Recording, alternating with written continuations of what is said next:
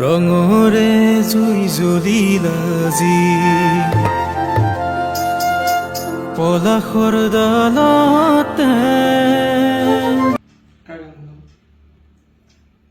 শুনাব পাৰে আপোনাৰ যিগৰাকী শিল্পীক বেছি ভাল লাগে। এজন সংগীত শিল্পীয়ে সাধাৰণতে ষ্টুডিঅ'ত গৈ তেওঁ নিজৰ গীতটো ভালদৰে পৰিৱেশন কৰে, কিন্তু এইবাৰ এজন বিশেষ যুৱকে তেওঁ মোবাইলতে ভিডিঅ'ৰ সকলোখিনি কাম কৰি চৰ্চাত আহিছে। বিভিন্ন সময়ত বিভিন্ন ধৰণৰ গীত লৈ চৰ্চাত অহা সেইজন যুৱকক আমি প্ৰথমতে চিনাকি কৰাই দিব বিচাৰিছোঁ। নমস্কাৰ, স্বাগতম জনাইছোঁ আপোনাক। প্ৰথমতে আপোনাৰ নামৰ সৈতে আপুনি ক'ত থাকে সেই সম্পৰ্কে জানিব বিচাৰিছোঁ। হয়, পোনপ্ৰথমতে নমস্কাৰ। আৰু মই প্ৰথমতে আপোনালোকৰ নিউজ পৰ্টেলসমূহ যিখিনি কাৰ্যকৰ্তা যিখিনি আছে হয়, সকলোলৈকে ধন্যবাদ জ্ঞাপন কৰিছোঁ মোক মানে এইখিনি সুবিধা দিয়াৰ কাৰণে। হয় হয়। আৰু মোৰ নাম শ্ৰী ৰাজীৱ দাস, মোৰ ঘৰ বাইহাটা চাৰিআলিৰ মুক্তাপুৰত হয়। আৰু ইয়াতে মই থাকোঁ, গুৱাহাটীতে থাকোঁ বাৰু, ভাড়া ৰুম এটাত থাকোঁ। তো এনেকৈ কামখিনি মানে যিখিনি আমি কৰিব পাৰোঁ মই সেইখিনি কৰি গৈ আছোঁ। হয়, সংগীতৰ জগতখনত যিহেতু এতিয়া এটা ট্ৰেণ্ড হৈ গৈছে, বিভিন্ন ধৰণৰ নতুন শিল্পী আহি আছে, তেনে ক্ষেত্ৰত এটা গীত মোবাইলত কৰাটো কেনেধৰণে সম্ভৱ হৈ পৰিল আপোনাৰ কাৰণে? এতিয়া চাওক, মানে কথাটো হ'ল কি যে মোবাইলত মই এইটো মোৰ একচুৱেলি কনচেপ্টটো অহা নাছিলে প্ৰথমতে। হয়, তো প্ৰথমতে মই মোবাইলত কিছুমান গানৰ ভিডিঅ' এডিটিং বা মাজতে মই শ্বৰ্ট ফিল্মো ডাইৰেকশ্যন কৰি পেলাই জাষ্ট মোবাইলতে আৰু চিম্পলি যেনেকৈ সম্ভৱ হয় এনেকৈ শ্বৰ্ট ফিল্ম এডিট কৰিছিলোঁ কাইন মাষ্টাৰ এপত, একদম নৰ্মেল আৰু কথাটো। হয় হয়। তাৰে পিছত মানে এনেকৈ মই এদিন মই ভাবি আছোঁ যে মিউজিকটো মানে এটা মিউজিক এপ আছে, মিউজিক য'ত মানে মিউজিক কৰিব পাৰি মোবাইলত, সেইটো বেণ্ডলেব বুলি কয়। আপোনালোকে যদি মানে ইণ্টাৰেষ্টেড হয় কোনোবাই কৰিব পাৰে কামটো সেনেকৈ। তো বেণ্ডলেবটো মই ইনষ্টল দি এদিন মানে মই ভাবিলোঁ যে এনেকৈ কৰিব পাৰি নেকি। হয়। তাৰপিছত বেণ্ডলেবত কিন্তু এনেকুৱা হয় যে আমাৰ বেণ্ডলেব এপছটোত মানে আমাৰ যিখিনি আমাৰ অসমীয়া বা এছামিজ যিটো ফক মিউজিক বা যিখিনি আমাৰ বিহুসুৰীয়া এইবিলাক মানে নাথাকে তাতে, সেই মিউজিক বিটটো নাথাকে। তো সেইটো কাৰণে মানে মই বেণ্ডলেবটোত যিহেতু নাই, তাৰ বাবে মই এখন ORG বুলি কীবৰ্ড এখন আছে মোবাইল এপছত। তো সেই এপছৰ দ্বাৰা মানে মই এপছটো মই ইনষ্টল দিলোঁ, দি পেলাই মই কীবৰ্ডখন চালোঁ, মানে বজাবলৈ খুব ধুনীয়া। তো সেনেকৈ মানে মই কীবৰ্ডত বিট কিছুমান নিজে বজাই, তাৰে পিছত মানে মই হোলী গীতটোৰ কথা ক'বলৈ গ'লে তাতে মই তবলা এযোৰো মানে ইনষ্টল দিছিলোঁ প্লে ষ্ট'ৰৰ পৰা, একদম ফ্ৰী অফ কষ্ট। তবলাটো মই সেনেকৈ বজাই আৰু মই কীবৰ্ডখনত মানে গোটেই মিউজিকটো মানে এবাৰ ধৰক যিবিলাক ফিলাৰ থাকে ফিলাৰ মিউজিক বজাইছোঁ, তাৰপিছত বেকত ধৰক কিছুমান কৰ্ড থাকে কৰ্ডবিলাক বজাইছোঁ। তেনেকৈ বস্তুটো মিলাই মানে বেণ্ডলেবত মই গোটেইখিনি বস্তু আনি তো সেনেকৈ এডিটিং কৰি মানে এটা মানে গান এটা ৰূপ দিবলৈ চেষ্টা কৰিছোঁ মানে। তো মানে ভাবি আছিলোঁ মই এইটো কৰিব পাৰি নেকি, কিন্তু পিছত গম পালোঁ যে মানে এইটো গান যেন লাগিছে, কৰিব পাৰি। তো তেতিয়া মানে এনেকৈ মই গানটো আগবঢ়াই নিলোঁ আৰু ছেকেণ্ড হোলীৰ দিনা মই ৰিলিজ দিলোঁ। কিন্তু এতিয়ালৈকে ভালেখিনি মই মৰম পাইছোঁ ৰাইজৰ। এতিয়ালৈকে আপোনাৰ কিমান ভিউজ হৈছে? এতিয়াতো মোৰ এনটাইম বুলি এটা নিউজ পৰ্টেলত দিছিলে, তাতে মোটামুটি এতিয়া 2 লাখ হ'ব আৰু অকণমান বাকী আছে। হয়। আৰু যিখিনি কমেণ্ট পাইছোঁ মই পুৰা পজিটিভ কমেণ্ট পাইছোঁ মানে এতিয়ালৈকে যিখিনি। শেষত এটা কথা জানিব বিচাৰিম যে বহুতে ক্লাছিকেল কৰে, সংগীতৰ বিদ্যালয়ত যায়, তেনে ক্ষেত্ৰত আপুনি কিবা প্ৰশিক্ষণ লৈছিলে নেকি বা সংগীতৰ কিবা ক'ৰবাত গৈছিলে নেকি, ক্লাছ কৰিছিলে নেকি? এতিয়া সঁচা কথা ক'বলৈ গ'লে মানে মোৰ একদম সৰুৰে পৰা এটা মানে ৰাপ আছিলে যে মই মিউজিকটো ভাল পাওঁ, মই টেবুলতে কিছুমান এনেই বজাই থাকোঁ, মানে সৰুতে তেনেকুৱা এটা ইণ্টাৰেষ্টেড আছিলোঁ। টেবুলতে বজাওঁ, এনেই গাই থাকোঁ, কাঁহী বাতি ঘৰত দি আছে, তেনেকুৱা আৰু মানে এটা পৰিৱেশ আছিল। তো কিন্তু মই এতিয়ালৈকে আৰু আজি পৰ্যন্ত মই এতিয়ালৈকে আনুষ্ঠানিকভাৱে ক'তো শিক্ষা মানে লাভ কৰিবলৈ সক্ষম হোৱা নাই বা মোক কৰা নাই। নিজে মানে যিখিনি মানে আয়ত্ব কৰি চাওঁ মানে বস্তুটো যে মই ট্ৰাই কৰি চাওঁ, কিন্তু ট্ৰাই কৰোঁতে মানে বস্তুটো অকণমান মানুহে কয় আৰু যে ভাল হৈছে বুলি, সেইটোৱে। হয়, প্ৰথমতে যিটো এতিয়া চৰ্চিত গীত, সেই চৰ্চিত গীতটো যদি আপোনাৰ মুখৰ পৰা শুনো তেতিয়া দৰ্শকসকল ভাল পাব। নিশ্চয়, হোলী গীতটোৰ কথা কৈছে? হোলী গীতটোৰ কথা কৈছোঁ। ৰঙৰে জুই জ্বলিলা যি পলাশৰ ডালতে ৰঙৰে জুই জ্বলিলা যি পলাশৰ ডালতে ফাগুনৰে বালাগিল নিকুঞ্জ বনতে ৰঙৰে জুই জ্বলিলা যি পলাশৰ ডালতে ফাগুনৰে বালাগিল নিকুঞ্জ বনতে ফাগুনৰে বালাগিল নিকুঞ্জ বনতে আমি খেলো হোলি বসন্ত বেলাতে আৰে আমি খেলো হোলি বসন্ত বেলাতে ফাগুনৰে বালাগিল নিকুঞ্জ বনতে ফাগুনৰে বালাগিল নিকুঞ্জ বনতে বাৰু সংগীতটো আপুনি মোবাইলতে কৰিলে কিন্তু যিটো ভিডিঅ' বনাইছে সেই ভিডিঅ'টো কিহত মোবাইলতে নেকি নিশ্চয় মোৰ এইটো মোবাইল দেখিছে আপুনি এই মোবাইলটোতে ভিডিঅ'টো কৰিছো খুব কম সময়ৰ ভিতৰত 1 ঘণ্টা 2 ঘণ্টাৰ ভিতৰত য'ত যেনেকে পাৰিছো তেনেকে মিলাই মানে ৰাতি মই প্ৰথম হোলীৰ দিনা ৰাতি যিখিনি বাৰু এডিট কৰি পেলাই পিছদিনা গানটো মানে মই এৰি দিছো ৰাইজৰ মাজত এনে সাধাৰণতে বহুত খৰচ হয় এইবোৰ সংগীত আপোনাৰ যদি ষ্টুডিঅ'ত কৰে কেতিয়া খৰচ হয় আপোনাৰ ভিডিঅ'টোৰ কাৰণেও খৰচ হয় আপোনাৰ কিমান খৰচ হৈছে এইটো সঁচা কথা ক'বলৈ গ'লে মোৰ গীতটিত মানে এটকা খৰচ হোৱা নাই গোটেইখিনি মানে মোবাইলটোৱে কৰিছো মোৰ আৰু মই যিখিনি বাৰু কৰিছো সেইটোৱে হয় এতিয়ালৈকে মানে খৰচটো হোৱা নাই মানে আপোনাৰ এনেকুৱা হৈছে নেকি যে আপুনি যিহেতু ক্লাছিকেল নহয় যিহেতু আপুনি নিজে শিকিছে তেনে ক্ষেত্ৰত এনেকুৱা হয় নেকি ক্লাছিকেল যিখিনি সংগীত শিল্পী তেওঁলোকৰ লগত যেতিয়া আপুনি থাকে তেতিয়া আপুনি কি কিবা বেলেগ অনুভৱ কৰে নেকি যে তেওঁলোক ক্লাছিকেল মই নহয় তেনেকুৱা অনুভৱ বিশেষ নাই কিন্তু এটা কথা মই মনত ৰাখো যে মই কি জানো সেইটো মই মানে ক'ব নোৱাৰো কিন্তু মই মোৰ লগত যি 4জন আছে তেওঁলোকৰ পৰা মই কিমানখিনি শিকিব পাৰো মানে মই কিন্তু নিজকে মই নাভাবো যে মই কিবা জানো মই সেইটো মানে মনত নাভাবো কিন্তু মই যিখিনি মানে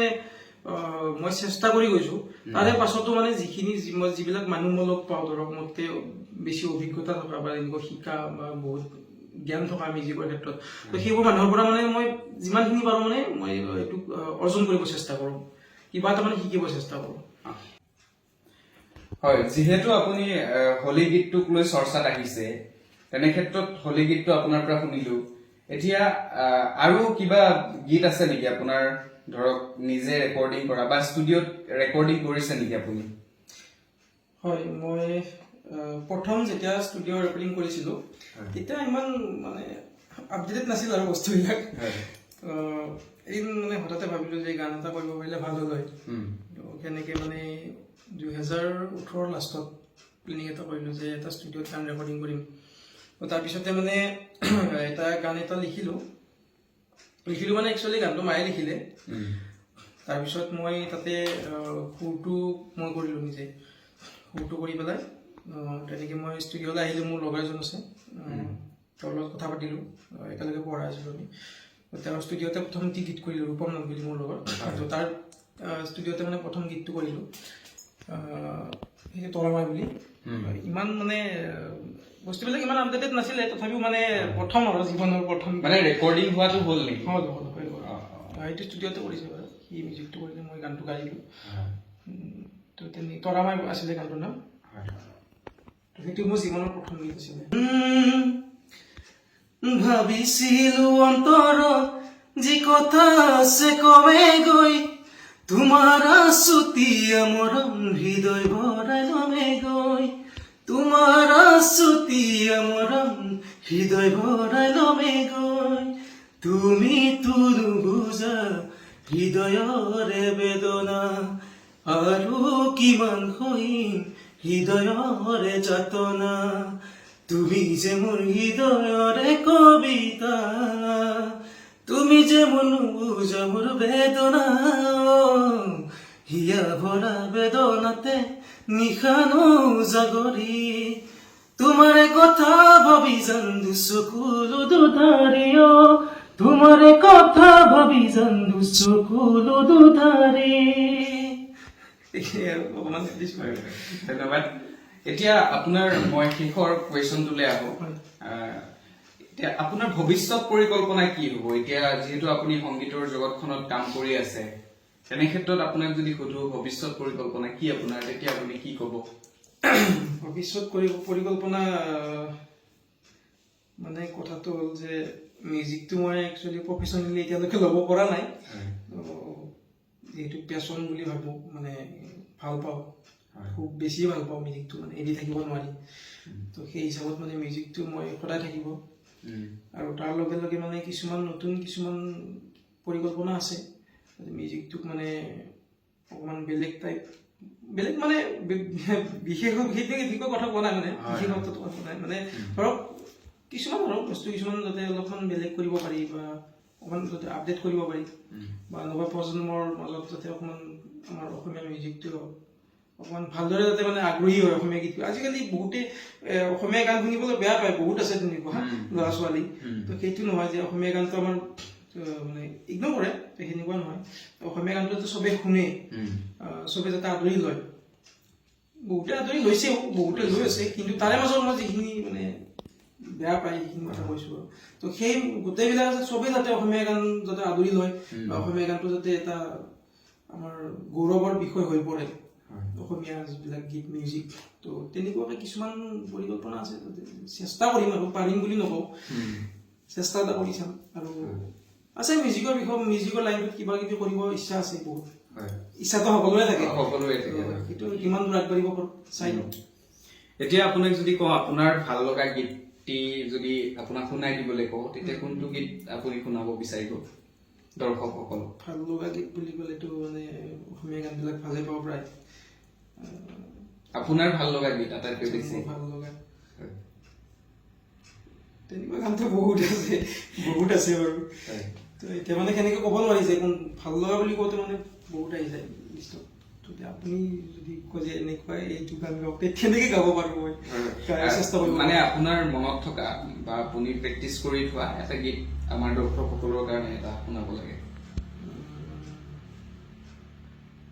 কাৰ গান শুনাম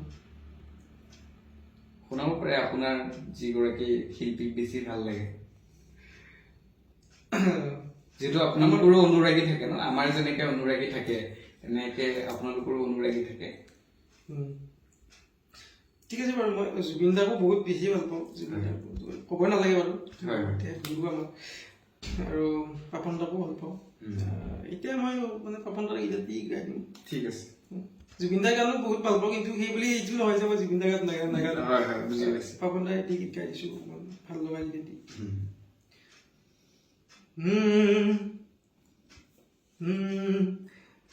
তোমাৰ দুচকুৱে মোৰ নিশা কিয় কন্দুৱাই তোমাৰ মিঠা হাঁহিতে মোক আজি হুৱাই তোমাৰ দুচকুৱে মোৰ নিশা কিয় কন্দুৱাই তোমাৰ মিঠা হাঁহিতে মোক আজি হুৱাই আজি নিশা জোনাকী পৰুৱাই তোমাৰ ছবি কিয় জ্বলাই পাহৰিব নোৱাৰো মই তোমাৰ জোনাকী ৰাতি কিয়নো আহি প্ৰতিটো সুৰতো ছবি আঁকিলি জোনাকী ৰাতি ধন্যবাদ জনাইছো আজি অনুষ্ঠানত উপস্থিত থকাৰ কাৰণে আপোনালোকৰ ধন্যবাদ থাকিল হয় আপোনালোকে শুনিলে কেনেধৰণে আচলতে গীত পৰিৱেশন কৰে এজন শিল্পীয়ে লগতে মোবাইলত কেনেধৰণে কৰিব পাৰে সকলোখিনি কথা আমি জানিবলৈ চেষ্টা কৰিলো আশা কৰো আপোনালোকৰো বিভিন্ন প্ৰতিভা আছে অসমত প্ৰতিভাৰ কম নাই বুকাত পদুম ফুলে বুলি কথাষাৰ আচল ৰূপ মানে দেখুৱাই দিছে আমাৰ ৰাজীৱ দা